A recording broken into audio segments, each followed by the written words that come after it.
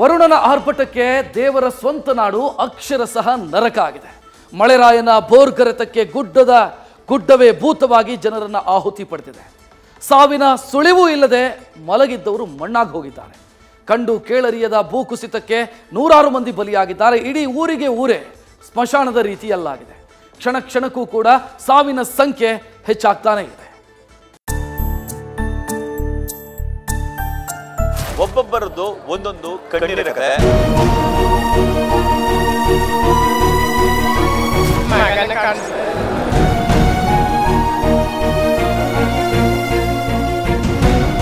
ಮಗನನ್ನ ಕಳೆದುಕೊಂಡ ತಾಯಿಯ ರೋದನದ ನುಡಿಗಳು.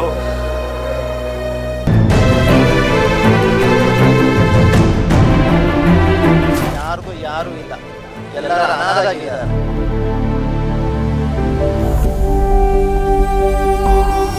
ಇದು ಅಕ್ಷರಶಃ ನರಕ. ದಕ್ಷಿಣ ಭಾರತದಲ್ಲಿ ಎಂದೂ ಕಂಡು ಕೇಳರಿಯದ ಜಲಾಸುರನ ಆಘಾತ. ಮಲಗಿದ್ದಲ್ಲೇ ಚಿರನಿದ್ರೆಗೆ ಜಾರುವಂತೆ ಮಳೆ ಭೂತಾಯಿ ಮಾಡಿರೋ ಮರ್ಮಾಘಾತ. ಗುಡ್ಡದ ಭೂತ ಬಾಯ್ತೆರೆದು ಸಂಭವಿಸಿರೋ ಭೀಕರ ಅನಾಹುತ. ಎಲ್ಲವೂ ಸರ್ವನಾಶ, ಎಲ್ಲೆಲ್ಲೂ ಸಾವಿನ ಆರ್ತನಾದ.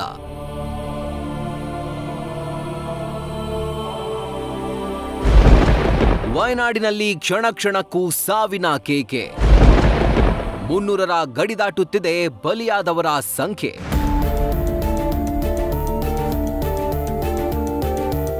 ಕೇರಳದ ವಯನಾಡು ಸದ್ಯ ನರಕದ ಕೂಪವಾಗಿದೆ.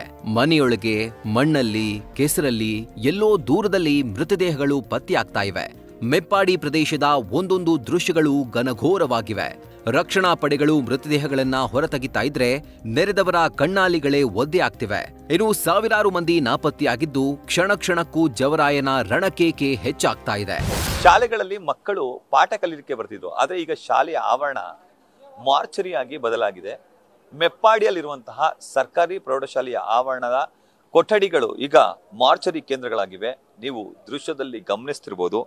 ಈಗಾಗಲೇ ನೆಲಂಬೂರ್ ಸೇರಿದಂತೆ ಬೇರೆ ಬೇರೆ ಭಾಗಗಳಲ್ಲಿ ನದಿ ನೀರಿನಲ್ಲಿ ಕೊಚ್ಚಿ ಹೋಗಿರುವಂತಹ ನೂರಾರು ಶವಗಳನ್ನ ಸರ್ಕಾರಿ ಶಾಲೆಯ ಆವರಣಕ್ಕೆ ತರಲಾಗ್ತಿದೆ. ಇಲ್ಲಿ ಪ್ರೌಢಶಾಲೆಯ ಕೊಠಡಿಯಲ್ಲಿ ಫ್ರೀಜರ್ಗಳನ್ನ ಇರಿಸಿ ಶವಗಳನ್ನ ಸಂರಕ್ಷಣೆ ಮಾಡ್ತಿದ್ದಾರೆ.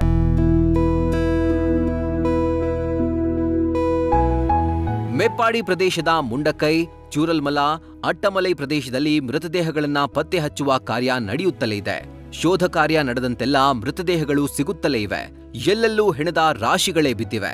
ಘಟನೆ ನಡೆದು 3 ದಿನ ಕಳೆದಿದ್ದು ಸಾವಿನ ಸಂಖ್ಯೆ ಈಗಾಗಲೇ 300ರ ಗಡಿಯನ್ನ ಮುಟ್ಟಿದೆ. ಭೂಕುಸಿತದಲ್ಲಿ ಸಾವನ್ನಪ್ಪಿದವರ ಸಂಖ್ಯೆ 300ಕ್ಕೂ ಹೆಚ್ಚಾಗಬಹುದು ಅಂತ ಊಹಿಸಲಾಗ್ತಾ ಇದೆ. ಪ್ರಕೃತಿ ಮಾತೆ ಮುನಿದ್ರೆ ಮನುಷ್ಯ ಜೀವಿ ಯಕ್ಕಶ್ಚಿತ್ ಅನ್ನೋದು ಸದ್ಯ ಕೇರಳದ ವಯನಾಡನ್ನ ನೋಡಿದ್ರೆ ಗೊತ್ತಾಗ್ತಿದೆ.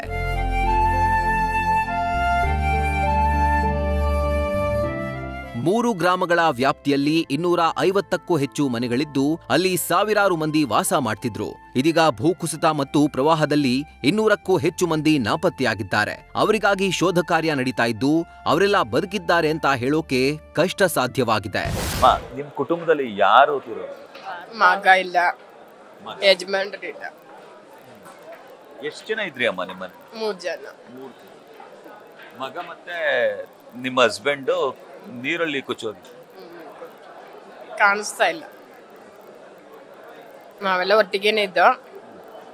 ಒಂದ್ಸಲ ಬಂದುವಾಗ ಭೂಕಂಪ ಆಗುವಾಗ ಒಟ್ಟಿಗಿದ್ದೋ. ಎರಡನೇ ಸಲ 3 ಗಂಟೆಗೆ ಬಂತು. ಆವಾಗ ಬೇರೆ ಬೇರೆ ಆಗ್ಬಿಟ್ಟು.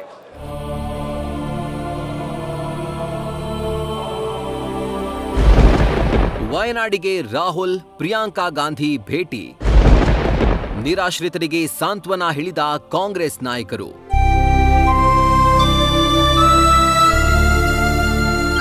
ವಯನಾಡು ರಾಹುಲ್ ಗಾಂಧಿ ಲೋಕಸಭೆಗೆ ಆಯ್ಕೆಯಾಗಿರೋ ಕ್ಷೇತ್ರ. ಇದೀಗ ತಮ್ಮ ಕ್ಷೇತ್ರದಲ್ಲಿ ಸಂಭವಿಸಿರೋ ಭೀಕರ ದುರಂತದ ಬಗ್ಗೆ ತಿಳಿತಾ ಇದ್ದಂತೆ ರಾಹುಲ್ ಗಾಂಧಿ ಭೂಕುಸಿತ ಸ್ಥಳಕ್ಕೆ ಭೇಟಿ ನೀಡಿದ್ರು. ಕೆಸರುಗದ್ದೆಯಂತಾಗಿರೋ ಚೂರಲ್ಮಲ ಪ್ರದೇಶದಲ್ಲಿ ಗಂಬೂಟ್, ರೈನ್ ಕೋಟ್ ಧರಿಸಿ ಸ್ಥಳ ಪರಿಶೀಲನೆ ನಡೆಸಿದ್ರು. ರಾಹುಲ್ ಗಾಂಧಿಗೆ ಎಐಸಿಸಿ ಪ್ರಧಾನ ಕಾರ್ಯದರ್ಶಿ ಪ್ರಿಯಾಂಕಾ ಗಾಂಧಿ ಕೂಡ ಸಾಥ್ ನೀಡಿದ್ರು. ಸದ್ಯ ದುರಂತ ಸ್ಥಳದಲ್ಲಿ ನಡೀತಾ ಇರೋ ರಕ್ಷಣಾ ಕಾರ್ಯಾಚರಣೆ ಬಗ್ಗೆ ರಾಹುಲ್ ಗಾಂಧಿ ಮಾಹಿತಿ ಪಡೆದುಕೊಂಡ್ರು.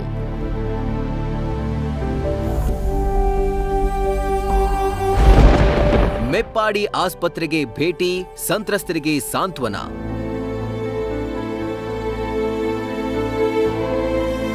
ಚೂರಲ್ಮಲಾ ಪ್ರದೇಶಕ್ಕೆ ಭೇಟಿ ನೀಡಿದ ಬಳಿಕ ರಾಹುಲ್ ಗಾಂಧಿ ಮತ್ತು ಪ್ರಿಯಾಂಕಾ ಗಾಂಧಿ ಮೆಪ್ಪಾಡಿಗೆ ಧಾವಿಸಿದ್ರು. ಬಳಿಕ ಅಲ್ಲಿನ ಆಸ್ಪತ್ರೆಗಳಲ್ಲಿರೋ ಭೂಕುಸಿತ ಸಂತ್ರಸ್ತರನ್ನ ಭೇಟಿ ಮಾಡಿ ಸಾಂತ್ವನ ಹೇಳಿದ್ರು.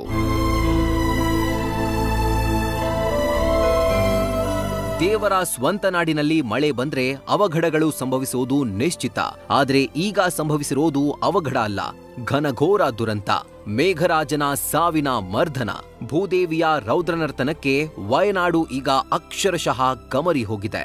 Prajwal, news first. ಮೆಪ್ಪಾಡಿಯಿಂದ ಕ್ಯಾಮರಾಮನ್ ವಿನಯ್ ಜೊತೆ Ravi Pandopura, news first Kerala. News first ನಿರ್ಭೀತಿಯಿಂದ ನಿಮ್ಮ ಪರವಾಗಿ.